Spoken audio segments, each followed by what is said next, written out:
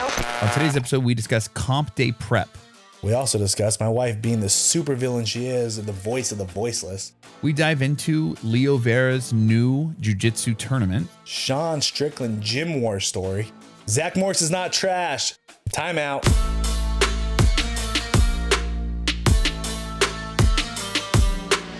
Welcome back to the pod, ladies and gentlemen. My name is Kenny, and we are back with Matt, Mr. Oast Nation. Brother, how was your week? My week has been good. My week has been great. My week has been fantastic. Social media is flying. Everything is good on its end. Before we get into fun stuff, I want to say, hey, man, the people in the hurricane, all our followers out there in the Florida area, they're going through it right now. Yeah, fuck, dude. And, bro, like, guys, I sympathize for those people out there right now, man. That is brutal what's happening over there. A buddy of mine that I was in the military with had to evacuate. He's in Georgia right now. Damn. Yeah. I just see, like, even one of the guys I've done a podcast with, Combat Creative Podcast, he had a tree fall through his house. Oh, no shit. Yeah, I was like, dude. So, for everybody out there going through it in the East Coast right now, you know, BJJ Balance Podcast, we feel for you guys, man. Yeah, for sure. And hopefully we can give you an hour of entertainment in your wild lives right now. So we're going to do just that. It's brought to you by rollpay.co. It's not role play, because that's something different. It's role pay. And if you're using role pay, you're going to save your gym $700 to $1,000 a month in credit card transaction fees. Rollpay offers credit card transaction processing and gym management software to help your gym save money. On the other hand, RollPay also helps underprivileged jiu-jitsu students achieve their goals, because 10% of every transaction goes straight to a kid who needs help in the jiu-jitsu industry. Over 250 gyms have already signed up, and they're saving right now. Check out rollpay.co/OS and save today. Guys, here's why your hormones suck. If you're listening to this, then chances are you may be one of countless guys who are struggling to see the results they want in the gym, in the mirror, or even in the bedroom. Most guys are focused on testosterone. However, that's only 50% of the answer. Without adequate growth hormone and its end result, growth factors, you can't optimally absorb the testosterone you have, no matter if it's synthetic or natural. That's where BioPro Plus comes in. BioPro Plus fills in what you're missing out on to help maximize your performance in the gym and even how you look in the mirror without any needles, side effects, or doctor visits, all at a fraction of the cost of synthetic treatments. Over the last few years, BioPro Plus has been taking the medical community by storm as a faster, easier to use, and 100% safe alternative to prescription HGH and peptide treatments. It's become an underground favorite for professional and combat sports athletes and has been featured in Men's Journal, Muscle and Fitness, and even venture capitalist magazines. Simply put, BioPro Plus is getting real guys, real results, really fast. Check them out and enjoy your new look on life. Oh, I got a bone to pick with Kenneth Wilson, okay? Oh, all right? All right? He's coming at me, guys. This guy's coming at me, and he's just with all these conspiracy theories and trying to ruin my freaking childhood 90s cinema, okay? And it's like, okay? I personally lived the Karate Kid life, okay? But that being said, was the movie Karate Kid, I moved to, in 6th grade, I moved to middle school, Laguna Beach, a bunch of preppy little turds. I moved from Hemet to Laguna Beach. That's a hell of a transition. oh yeah. Okay. Yeah. I went from no fear being cool to not cool. You don't have Billabong. Okay. I didn't have the airwalks. Your boy was not cool in the 6th grade. I was not ready. So I go to 6th grade. It's a 6th, 7th, 8th. I'm used to being 6th, being the biggest. Right. So I didn't even get the experience being the oldest kid in 6th grade. I went to a 6th, 7th, 8th. So I was the smallest again. And I had a bully, had a guy, he was punking me for my pizza every day. And my mom's like, well, you're not taking it today, you're going to fight him. And then he tried to fight me. And I was like, you're not taking my pizza. And then I hit him. And then he freaking looked at me like, what did you just do? And then I was like, oh no. And then he full mounted me and he just started pounding on me. I thought like, hey, I'm going to punch him till the teachers come. and then the teachers are going to break it up. And then I'm going to look like a legend. Yeah. Teachers never came. He actually stopped, looked around for a second. Like, I guess I'll keep hitting this kid. And he just pounded me out on the basketball courts. And your boy went through it. Now, did he ever bully me again? No, he didn't. But his hands hurt afterwards. And my mom's like, what can I do, man? I'm sorry. We had to move. What do I need? I said, and you know what I said, Kenny? I need karate. I need to learn karate. And I did. I went to Unison Karate at the gym. Okay. Matt was looking for Mr. Miyagi. You ended up with a poncho, which is way better than Mr. Miyagi. Yeah, eventually. Yeah. So I started karate and I lived that life. Okay. Just try to defend bullies. And then I got Kenny yesterday saying, did you hear that? Did you hear that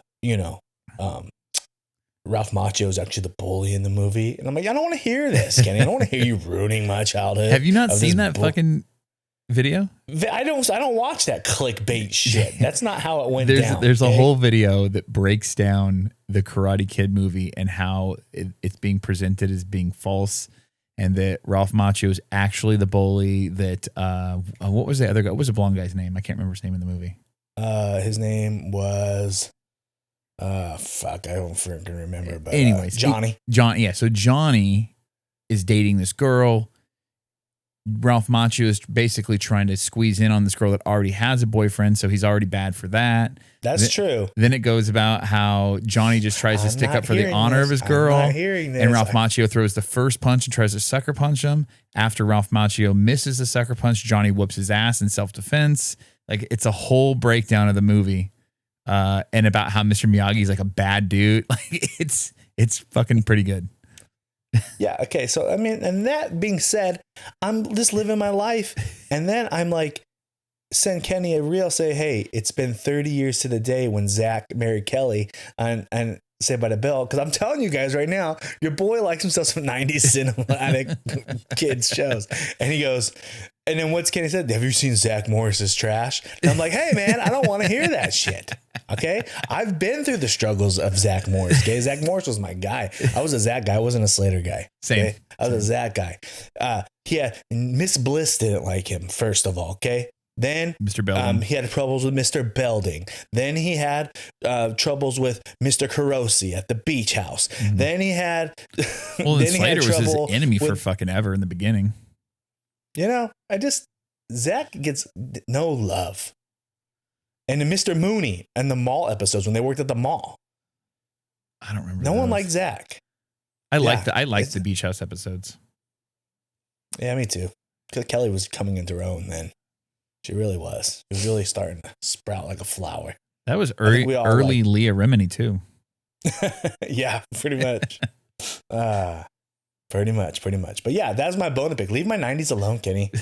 I'm out here doing it. I'm already going through it here. And Diddy got Carl Winslow's butt cheeks, dude. I'm already going through it. If you ever want to troll Matt, just find 90s fucking flip the script on you.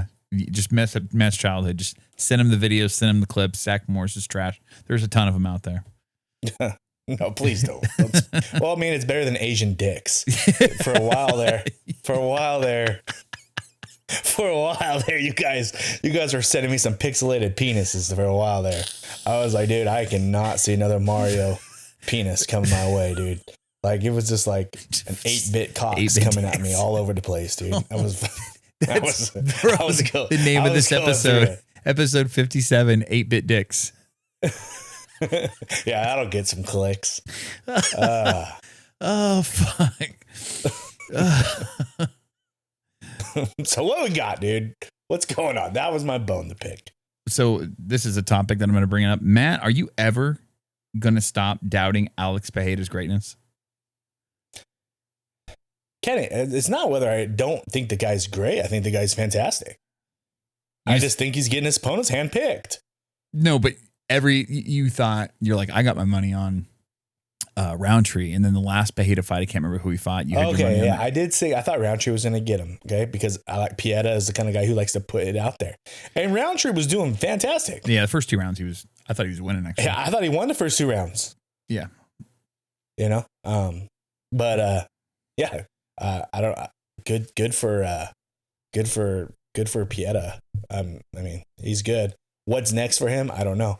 It should be John Jones, you know, I agree. Not to talk to my much more successful doppelganger, but Brendan Schaub was saying that like that's the next fight to make. Well, Brendan Schaub kind of mumbled through that point, but yeah.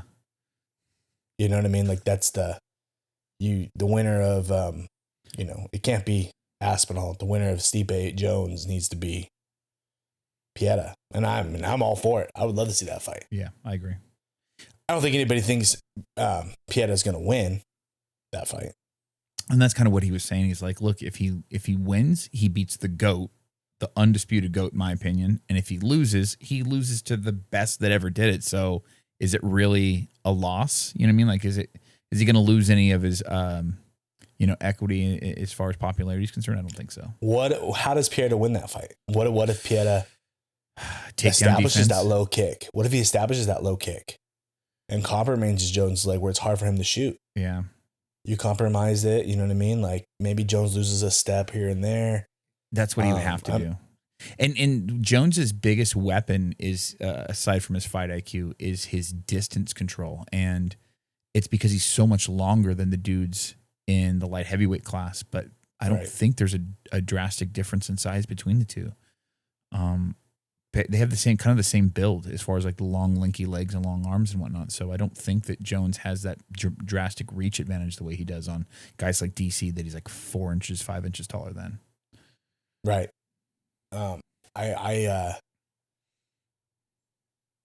know, Jones is going to win that fight, but I mean, Pieta definitely has a shot. I mean, where do you put Pieta on the GOAT list? Do you have him on your GOAT list?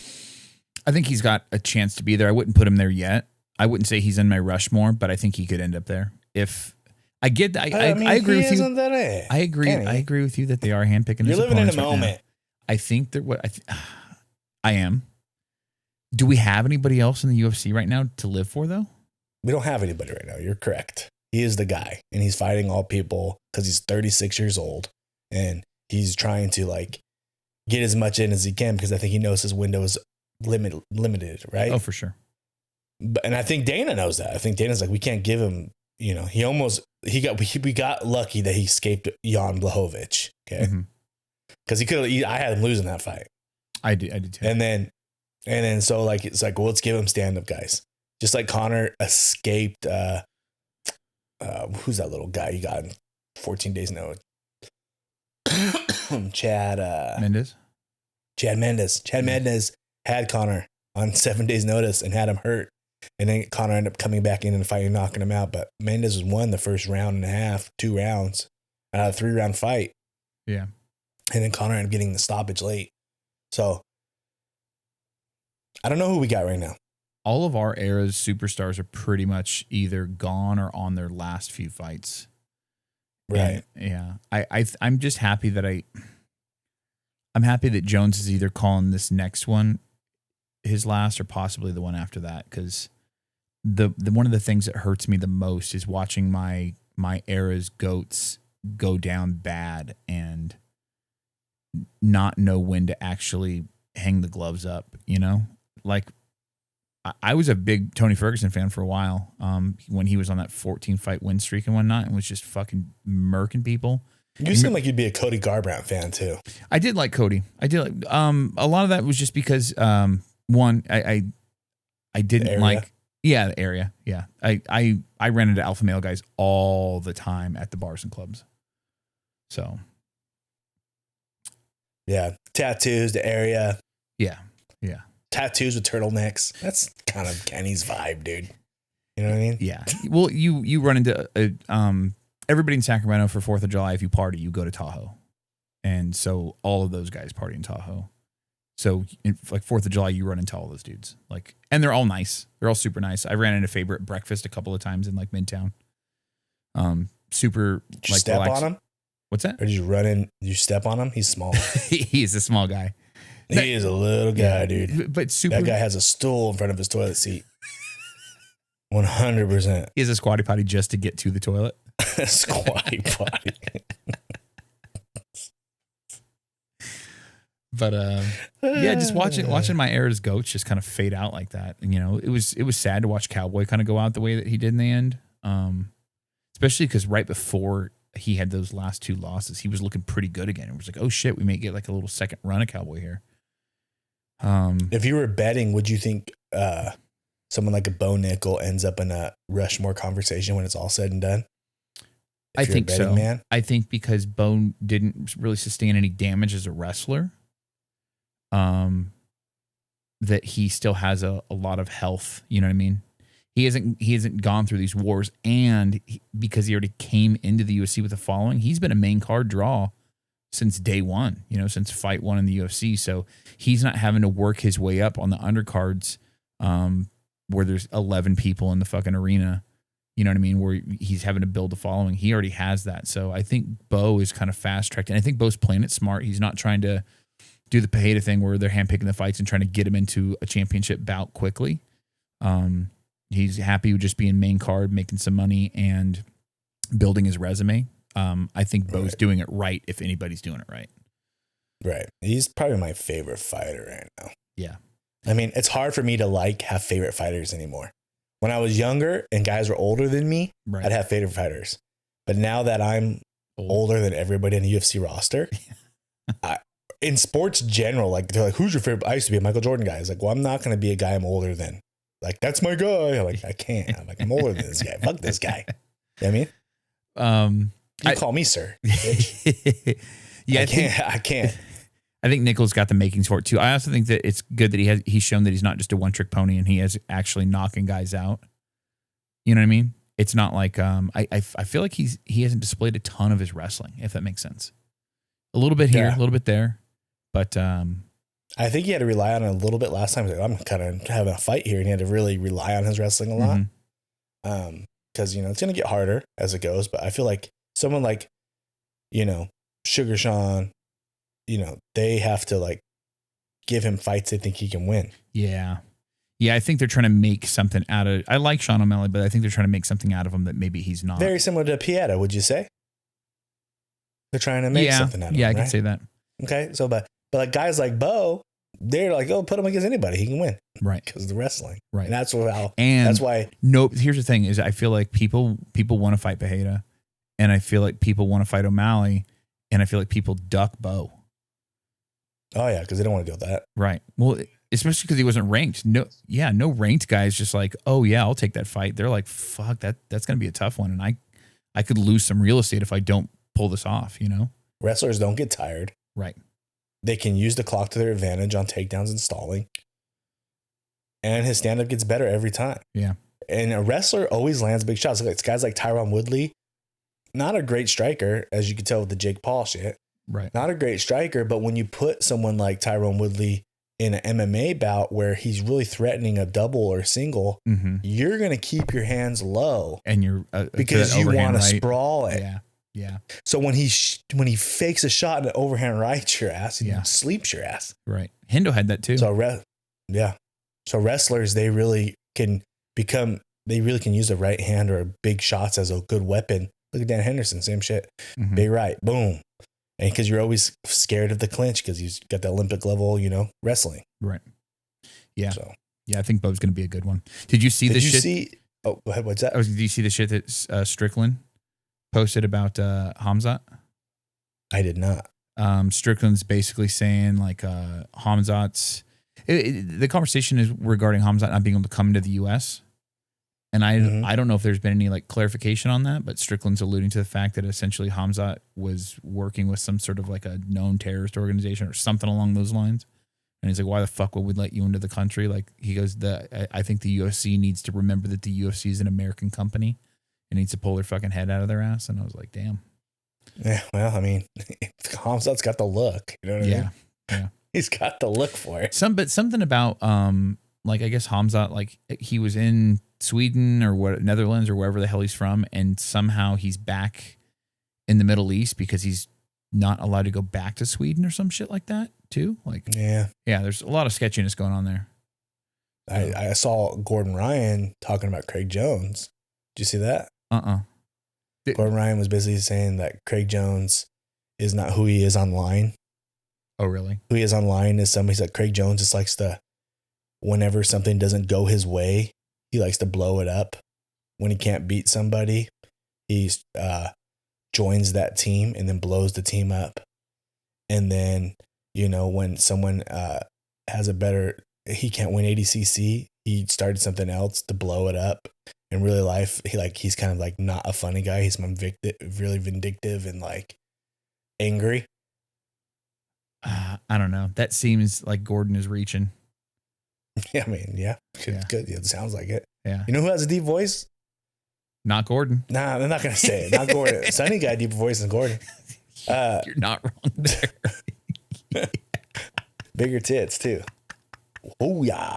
But all I can hear in my head is the fucking, my favorite Gordon meme that you've ever done with a fucking Miley Cyrus. Yeah, the freaking Miley Cyrus. That one I posted. It does not get traction. Dude, only we think it's funny. Dude, it's the best meme you've ever done. And the fact that nobody's fucking picking up on that. It's the best, bro. Really like, especially, I was like, I posted when everybody loved Gordon Ryan. Got no traction. I was like, all right, people like him too much. It's like going after freaking Mother Teresa or something, you know? I'm like, oh, that's not going to work. And then people hated him. I was like, oh, let's repurpose this bitch. Yeah. Let's put this one out there. I put it out there again. And then still nothing. I'm like, well, maybe it's just not fucking funny. No, it's funny. But Kenny's like, you got to gas that one. That one's great. I was like, all right, bro. Throw it out there. I'll throw it out again. Fuck it. Yeah. 3 times. Maybe we'll get a million. Bro, I cried tears the first time I saw it. Because it like, I don't think I followed you when you pushed that out the first time, but it came up on my timeline later. Like just randomly. And bro, I was in tears. I sent it to so many people. I was fucking just tears streaming down my face. Yeah, it has like 20 shares. Thanks, Kenny. Appreciate it. It's all me. I appreciate all of the shares. Did you see that Mo's talking about if I come? It's weird that the way he words things. I always pay attention to when somebody words something, how they word it. And Mo said, if I come back and do another tournament, as in like, what is ADCC done? You're saying? I would do it smaller and I would do it for the athletes. So I'm like, Gordon can say whatever he wants about CJI. I watched CJI. It was fucking phenomenal. It was great. I think it did a huge service for the grappling world, the jiu-jitsu world. And if it's moved to the point where Mo is now reconsidering restructuring ADCC, then like in a big way, then I think that what Craig did was phenomenal. So Gordon can fuck off with that take. I mean, come on, ADCC's not going nowhere. What do we? It's just the way he worded it. It's like he's almost threatening us. Like, I'm going to get rid of it. You guys did this. Right. Basically, he's showing his cards like, we lost our ass. Yeah. Yeah. That's basically what he's saying. Like, I don't know if I can do this again. He's either saying that or he's, trying to get pity party. Like, no, don't leave. Like, I'm going to leave. Please. Like, so there was one Instagram live that I watched of Mo's where he was talking about how, how they're doing the ADCC Opens now. So he doesn't run all of those. I guess the ADCC Open stuff is broke up into like regionals. Like, so there's a guy that runs the ADCC Asia, which would be essentially the Asian countries and Russia and India. Those will fall under the Asian continent. Then there's a guy that runs ADCC Europe. And I think Mo does North America and the championship. So Mo doesn't even run the whole thing. He's just doing like one big region and then the biggest region. And then obviously it's jiu-jitsu tournaments. It's hard to find a good one. A lot of the guys on our team, since the whole Jiu-Jitsu World League debacle, are doing the Super Cup. Yeah. My kid signed up for it. Yeah. A lot of my kids. It's her first one, huh? Yeah. Her first tournament. November 16th, the inaugural Super Cup. I kind of like what's going on there. I kind of like the rule set, like to keep it out of the refs' decisions and get rid of that. Right. You know what I mean? Like there's a lot of good stuff. So, it's IBJJF rules.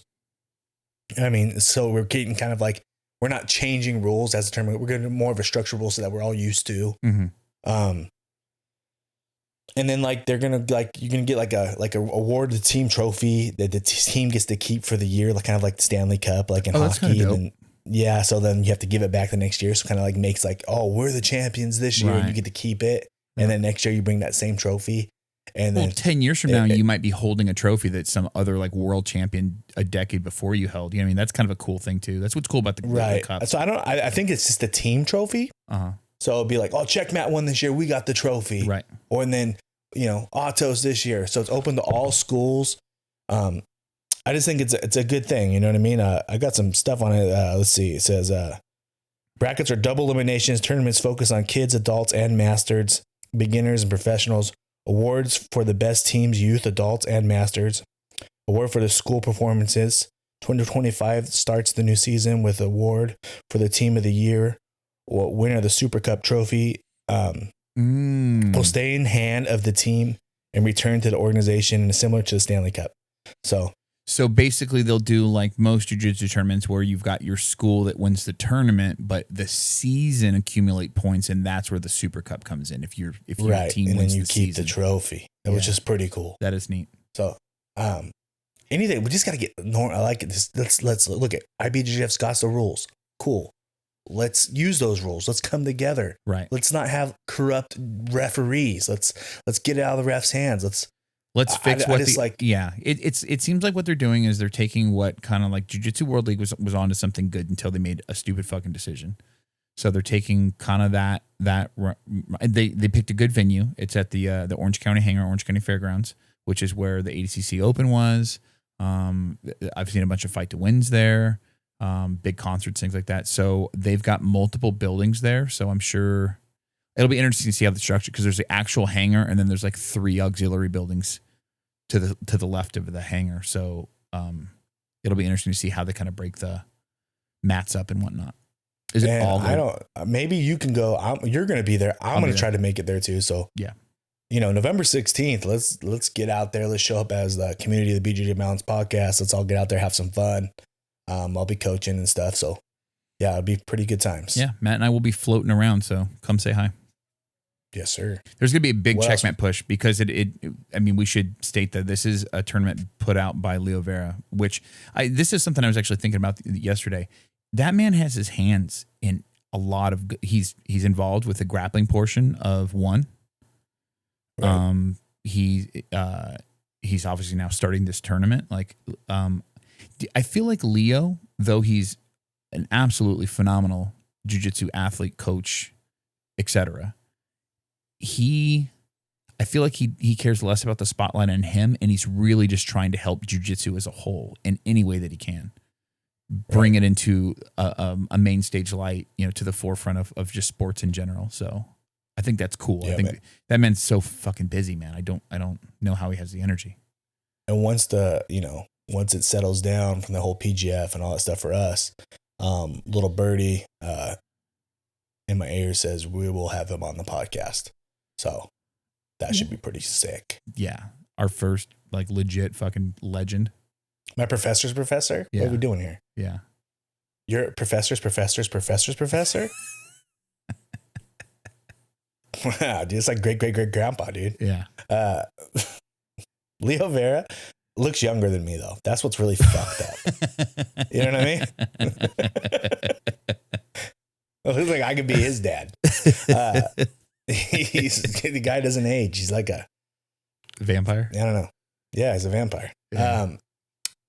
So yeah, Super Cup coming up. That should be really, really good. Are you getting any jitters or excitement about PGF? They finalized the roster. It's 100% done. It's definitely been something that's on my mind. I figured out, I talked to Brennan a little bit about where we're staying. So yeah, well, I knew that was coming. I don't have his phone number. You do. Yeah, so I'm fucking excited, dude.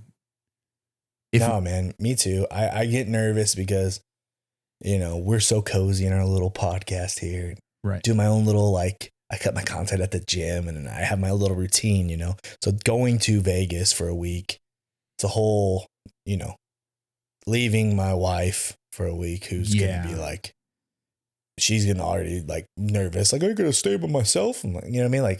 So there's a whole thing, you know what I mean? Yeah. So yeah, no, I just, I don't want to mess up. You know what I mean? Right. I feel like this is a huge opportunity for us as the pod, as individuals, as, everything. And I feel like, it's cool to know that somebody sees something in the pod, somebody, bigger in the space sees something in the pod and is I want to give you guys some rub. I want you guys to be a part of this. You know, that's neat. So it's nice to have what I love the most about this whole situation is, people have, remember I said my bunny rabbit philosophy, right? Mm-hmm. Well, Brandon McCaffrey has become my bunny rabbit.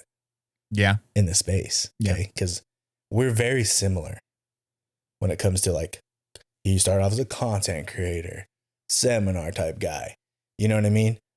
Putting himself out there. I'm like, okay, I kind of want to do that. And I started doing that. I'm trying to learn. And he's got his face, he's everywhere. He's UFC fight, but he's doing all of it. You know what I mean? Mm-hmm. I'm like, that's kind of like what I want to do. And then he started the PGF. And so I'm like, it's from the ground up, and we're from the ground up. And like, for us to, I want to see us like grow together, like the podcast, his organization.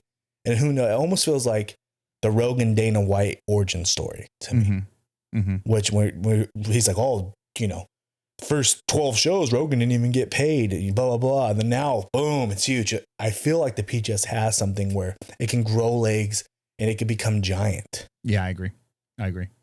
And especially off of CJI. So CJI, I think CJI elevated the sport as a whole. Right. So CJI is like, oh, it was a YouTube free grappling. Everybody loved it. Right. That broke the glass on it. Right. So now they're like, you know, YouTube's got free grappling again. Oh, what? Right. I feel like this season they're using the YouTube paywall again. I feel like the free jiu-jitsu on YouTube, now that CJI, has blown up, they're going to be like, people are hungry for it and they're going to see it again every night and they're going to love it. I feel like this year is absolutely going to go nuclear. I agree. The people that are in the PGF this season, first of all, we're talking, was it 205? 205. Yeah. So these are big boys. And I know. Which I'm happy about because I look fucking giant on these interviews, dude. Bro, you're a fucking, this was me at the tournament. Bro, you are a monster, dude. Like, dude, I look up to you. You're so sick. You know what I mean? Like, I'm ready to have someone like, hey, how's it going? Yeah. Just Rashad Evans. He was the only one.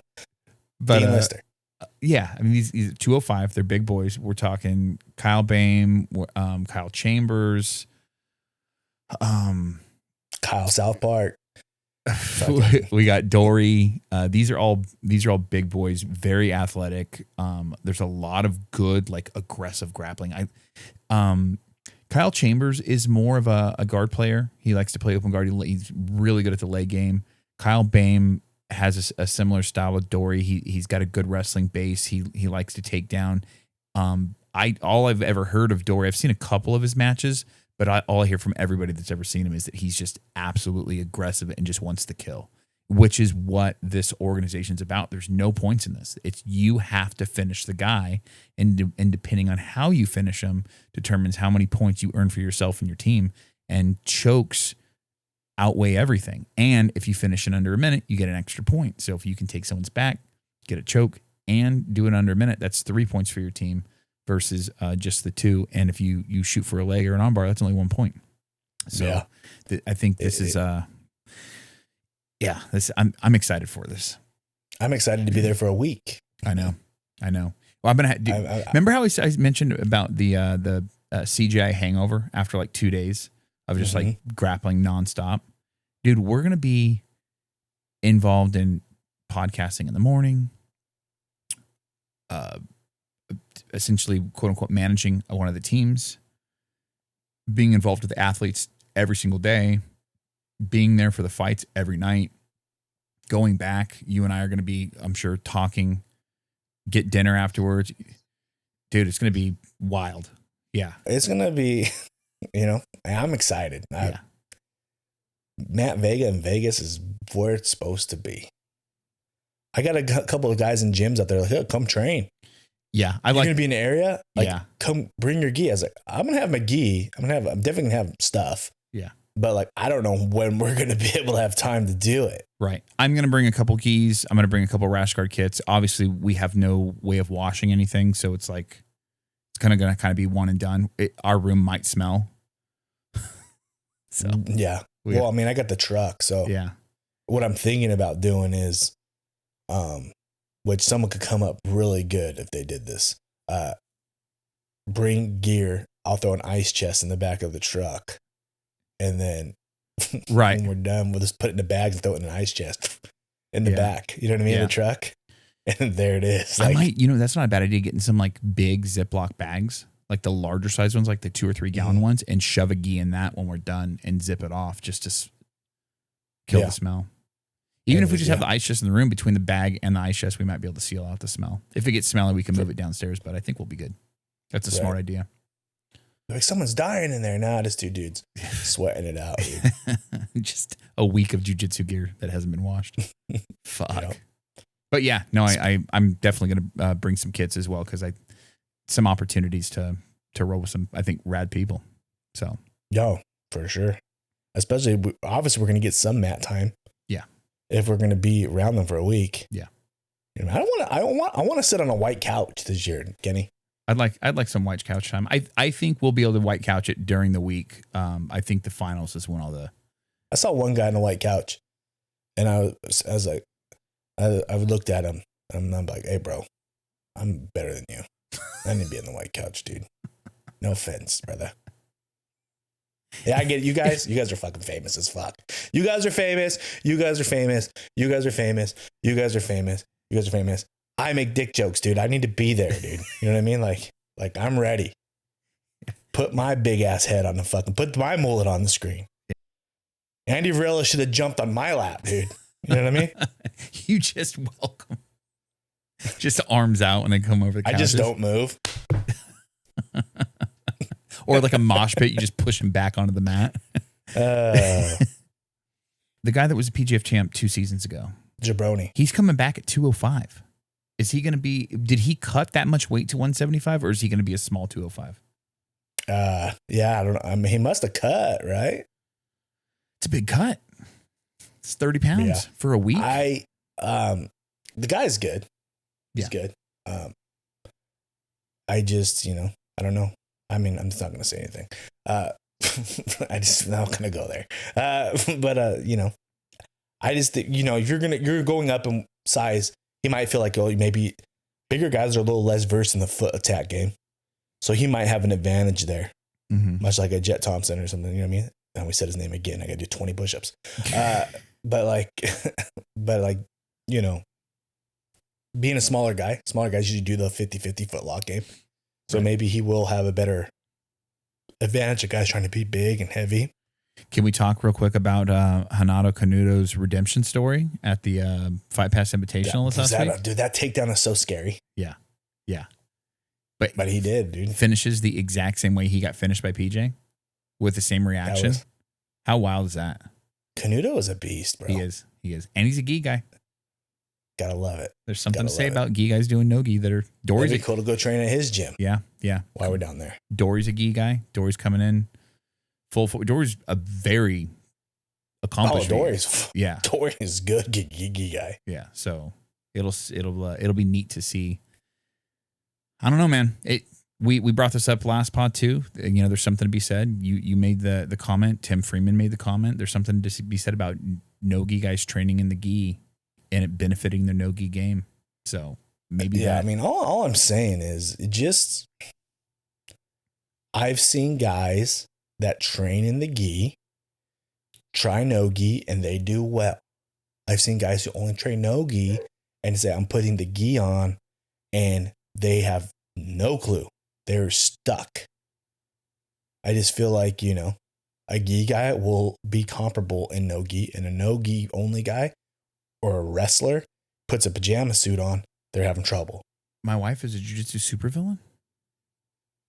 Well, okay. I wouldn't say my wife's a supervillain, but my wife just is not a jiu-jitsu fan. Like, she's over the gis, Kenny. Remember the other night, we got a special care package from Level Black, right? We did. My wife is an angel and I love her and she's great. And to be someone like me, you got to be pretty funny. She is very funny. So, because I'm a wise ass and you just, you are who you hang out with. Oh yeah. But so we get, Clayton hooks us up, which we're grateful for. We got the new freaking gi that came out that everybody wanted, right? Yeah. So I get home, Kenny's like, mine's here. Boom, send me pictures. I'm still at work. And all of a sudden I'm like, I'll check my porch when I get home. Nothing's there. And then come the next day, like 11, she's like, I've been meaning to tell you something. I'm like, what? She's like, I didn't want to tell you. You're like, you can't text me that shit. She's like, I'm like, then don't tell me. She's like, okay, cool. That's great. And she doesn't tell me. She's like, good. I don't have to tell you. Sweet. And she just leaves. And I'm like, what's wrong? She's like, I got to tell you something. I goes, what? Another dude or what? Another guy? You freaking, what's going on? Is there another man in your life? She's like, no, nothing like that. She's all, you did get a package yesterday from Level Black and I hid it. And I'm like, what? Why would you do that? That's why I call her supervillain. Why would you do that? The heck? You know what my wife says? She says, a lot of wives are like me in jiu-jitsu community. I'm the voice of the voiceless. Oh, that's the angle you're going to pay? That's the angle you're going to play? You're going to be the voice of the voiceless? The jiu-jitsu wife that's had enough? Your wife is gaslighting you about geese. She's like, we're overrun with geese in this house. And she's, yeah, it's wild, bro. So I love you, honey, but the geese ain't going nowhere. And that's just the way it is. Don't know what to tell you. Oh, fuck. They were here first, babe. Comp day prep. What's your routine like? Do you eat? Do you show up early? Are you listening to music while you're warming up? What's comp day prep like for Matt? I love the morning of a comp day. I wake up, poop. After that, I literally I don't eat a lot because I don't want to poop at the venue. So I'm not a big eater of the day of the comp. Mm-hmm. I might have banana, something like that. So I wouldn't say I'm fasted, but I would say my stomach is not, I haven't eaten a lot. Right. I just hydrate a lot. Then when I drive down there to listen to no music. I just kind of like to think and just kind of be quiet and be like, oh, we're going to battle. This is what I want to do. This is like, if we're getting after it today. And I kind of just focus. Usually I'm listening to the navigation because I don't know where the fuck I'm going. And then I get to the venue early, not crazy early, but say I have a 4:00 call. I'll be there about 12:31. Just because I want to feel the arena. I want to sit down. I want to watch. Then I it's time, I go to the bullpen, I go warm up, get a good sweat. And then I hit my inhaler a couple times because I've got the ARDS thing just to kind of open my lungs. And then I just sat down there, man. I just freaking get after it.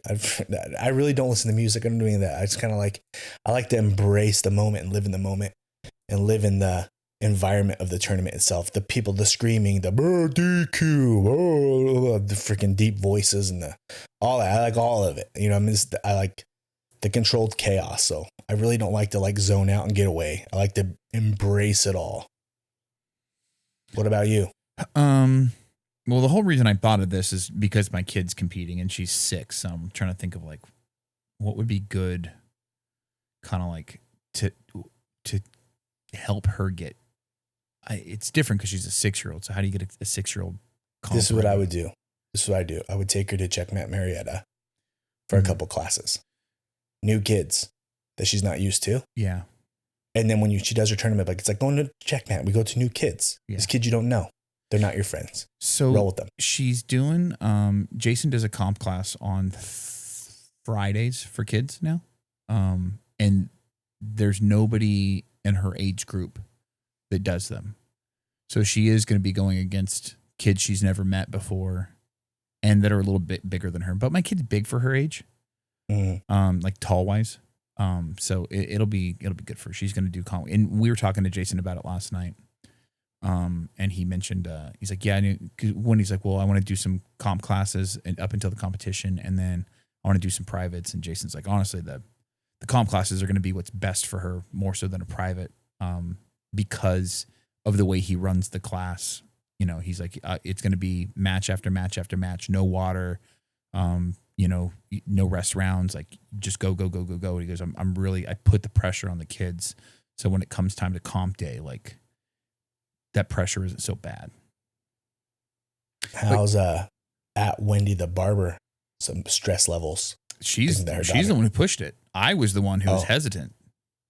Yeah. I was like, yeah, I was like, she's like, yeah, kill him. Yeah. I was like, are you sure she's ready? Like, that's the thing, is that my kid's so into jiu-jitsu right now that my fear is that if she doesn't do well at the competition, is it going to turn her off to wanting to do jiu-jitsu still? That's my fear. Yeah. Now kind of like what we talked about last week. Yeah. Now she does okay, you know,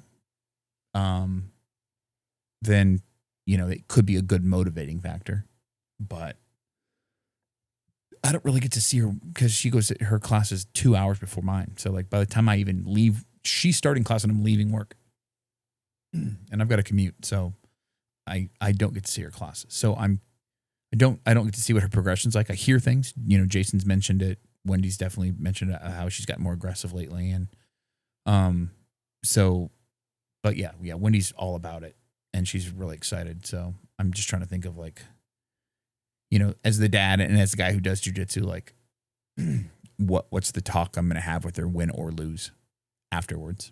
Because I feel like there will need to be a talk of some sort, and not about like what you did wrong or anything like that. We've talked about that plenty of times, but like just mindset, you know, if she does well, obviously it's going to be celebration, excitement, all that good stuff. But if she does lose a match or multiple matches or whatever, like what's the conversation we're going to have?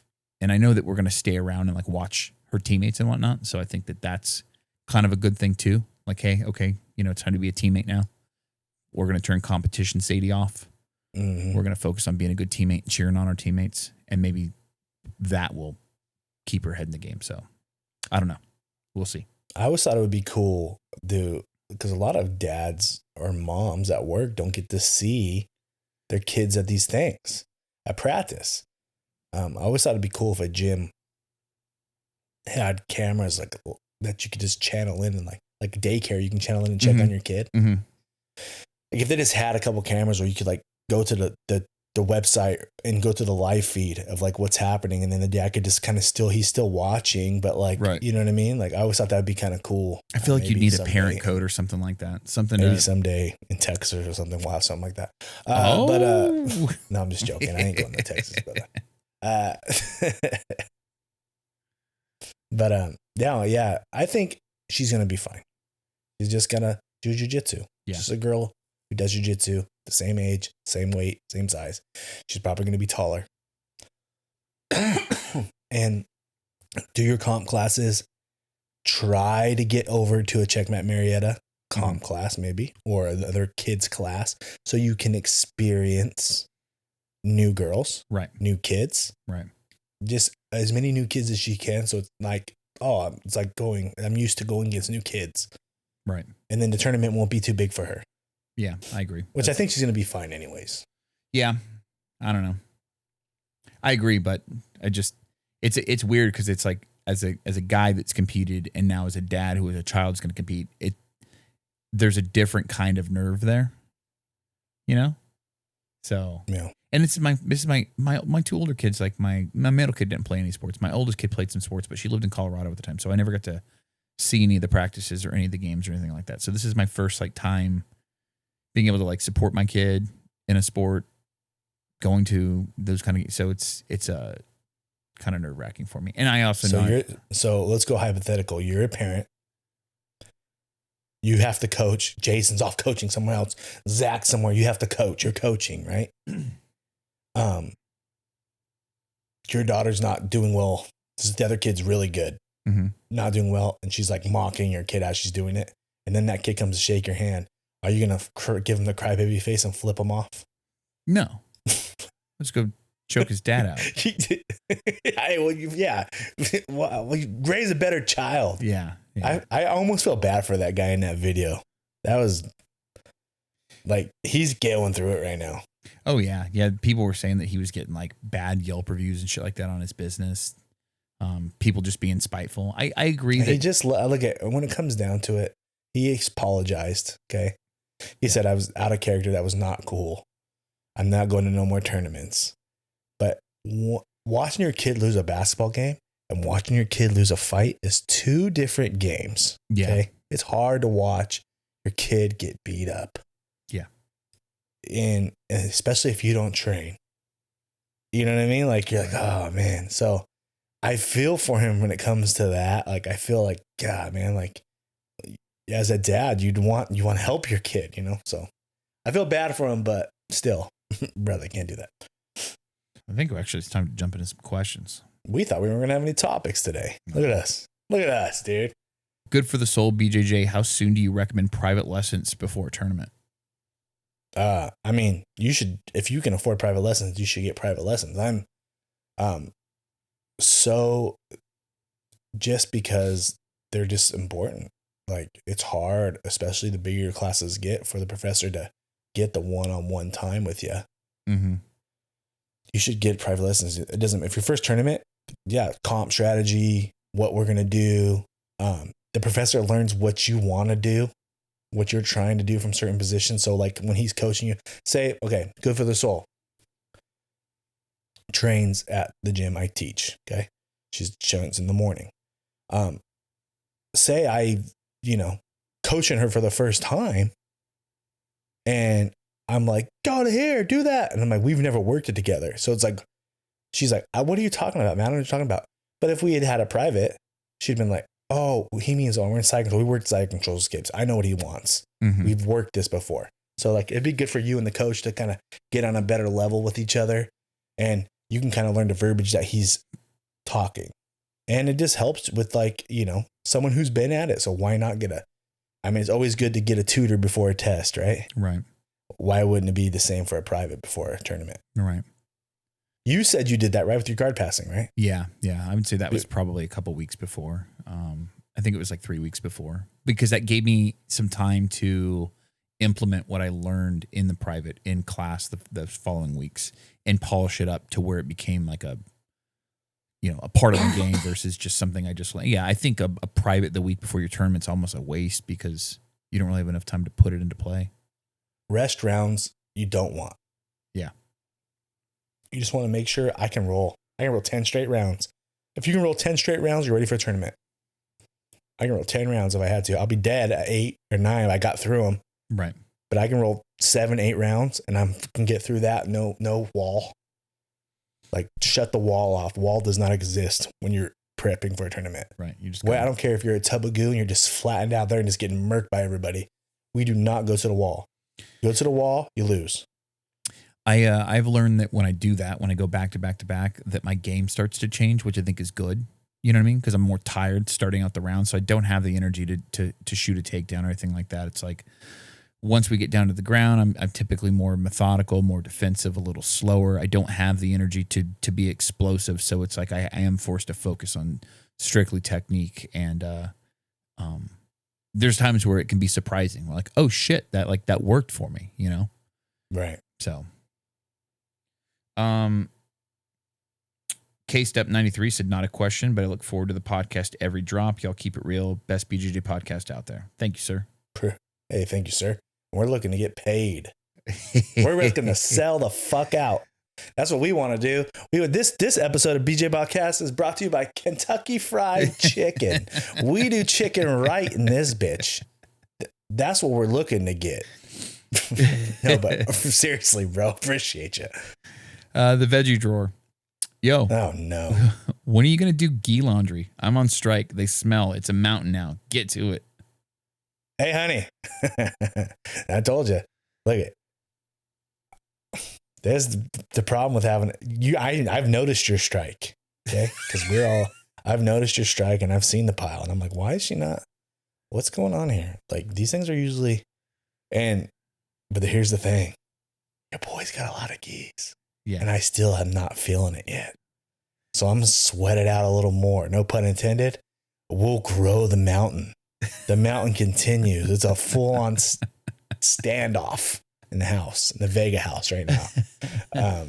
Do you think there's money to be made, let's say, in starting a like a gi laundry service? Like if you were like at the gym and somehow there was like, you had a washing machine in a van, like an ice cream truck, and you're like, oh, we'll do your laundry while you train. I mean, like, I'll pick your gis up on Sunday and I'll have them back to you Monday evening or something like that, where you just drop all your gis off at once. Or you even have like a bin at the gym. I probably not. I just think that should, even though they say laundromats still freaking kill. Yeah. I've always been blessed enough to never have to do that kind of stuff. And, you know, I'm sorry about the gis, honey, but I'll have to do some laundry. She's had enough. The voice of the voiceless, dude. Splatter Saint, thoughts on Nick Steffen annual fee to recognize black belts? I don't know who Nick Steffen is. Jack Steffen. Do you remember those commercials? Steffen. Jack Steffen. That might have been a SoCal thing. Anyways, I don't know who this guy is. Do you know who this guy is? No. But I don't. IBJJF does this where you have to like pay every year to like recognize your black belt. And it's a money grab. Let's just call it what it is. I have a question. Do you pitch if you compete as a black belt, do you pay for tournaments in IBJJF? I swear at some point in time I heard something like once you get a black belt, you don't pay for tournaments anymore. NABJJF, you don't. Oh, okay. You pay $30 a year registration. I don't know what Super Cup's doing. I don't know what I know Jiu Jitsu World League I had to pay. Yeah. But you know, a lot of these big time guys get sponsors to pay for them, but like, yeah, you got to pay. And you got to pay the yearly fee too for the register as a black belt. Right. Which is a money grab. It is what it is. You know, everything's a business. You know what I mean? So make your money, I guess. But like, I feel like once you've earned black belt, you're a black belt. You can take it away from me because I'm low on funds. It's like a little red minus in my account. Plaka 080, was Sean Stickland the type that rolls 100% every time? Oh yeah. Was water wet? That motherfucker. Yeah. Sean roll hard every time. Not physically hard, but hard rolling. The guy will roll. I love the way Sean rolls, whether it's gi or no gi, crossface, smashing, very similar styles. He just an asshole while doing it. Like he's the kind of guy that will freaking degrade you when he's rolling with you. Yeah, you're a beta. You're a little bitch. I'm passing you. What are you gonna do now? Look at your family's watching. And you're gonna die right here. Stuff like he just really gets in your head. Like, you know, I think he thinks generally he's helping you, but like you got to move. You're just stuck here. You're being a little bitch right now. What if your kids were over there getting at gunpoint? What would you do? Like, right. Like, I don't know, bitch. My arm's crossed. I can't do nothing, I guess. Sean, I'm a blue belt. Hey man, what the fuck? You know? But I think like, you know, he rolls hard. He rolls. I've probably rolled with them a ton, and it's never an easy one. That's for sure. It's always a crossface. There's always freaking something going on. Do you think he does that like as a mental warfare thing too? Like if I can get in your head and get you thinking sideways that you... Oh, he flexes it. He definitely uses that UFC fucking swag on and tries to intimidate guys.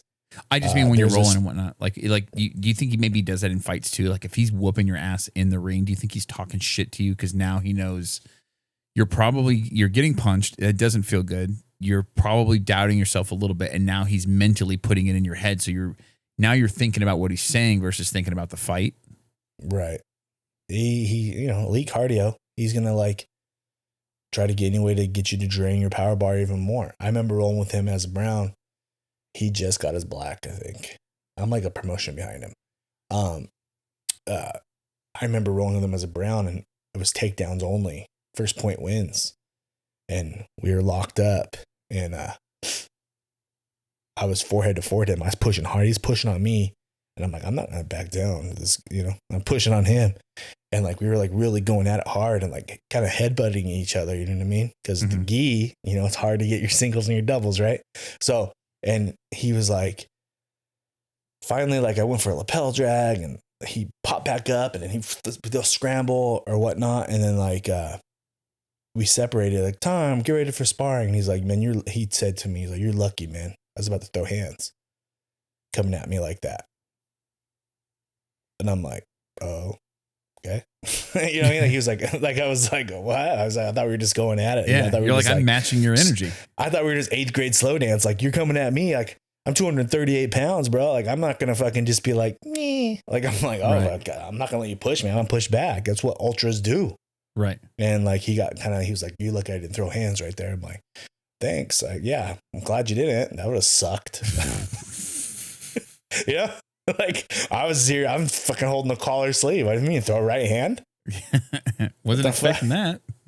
Yeah, dude. I've also seen Sean. Here's Sean Stickland story. I told it on my stories. There was a fight broke out at the gym. Mo choked out a guy. I'm not gonna say name, but a guy who's way bigger than him. If I was saying Mo, it was probably a loop choke. Is what Mo likes to do.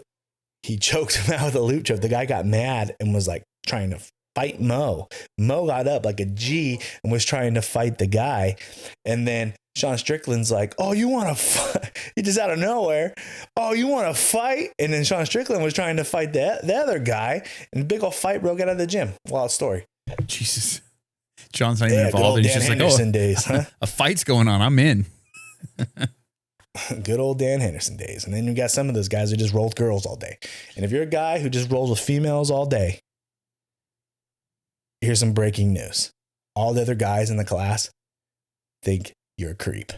And probably the girls think you're a creep also. And you're just going to roll with girls every day, all day. Like, I always roll with the girls. You're a creep, dude. If you're not a black belt and you're just rolling with chicks all day, I don't care if you're 120 pounds. You're a creep, dude. Sack up and roll with a fucking dude with a set of nuts. You fucking weirdos. Okay, next. I'm going to clip that part. Okay, I just wanted to get that in That's there. it for questions, brother. All right. You thinking what I'm thinking? Aim for the bushes, my man. Hey, for the bushes. My name is Matt at Oast Nation BJJ. This is Kenny at Freak Party BJJ. Follow us on the Discord. Follow us on the YouTube. Follow us on TikTok. I'll post something Kenny won't. We're close to monetization. He's putting ice in the tub right now. It's about to go down. It's about to go down. Just live update here. We are 44 away. 44. 45 is my favorite number. It's Jordan's return day jersey number. Follow us, all that stuff. Okay. We appreciate everything you guys have done. PGF is on the horizon. Guests coming up soon. I will be in the studio next week. We'll be together. So yeah, again, thank you everybody. Appreciate you all. Much love. Oh.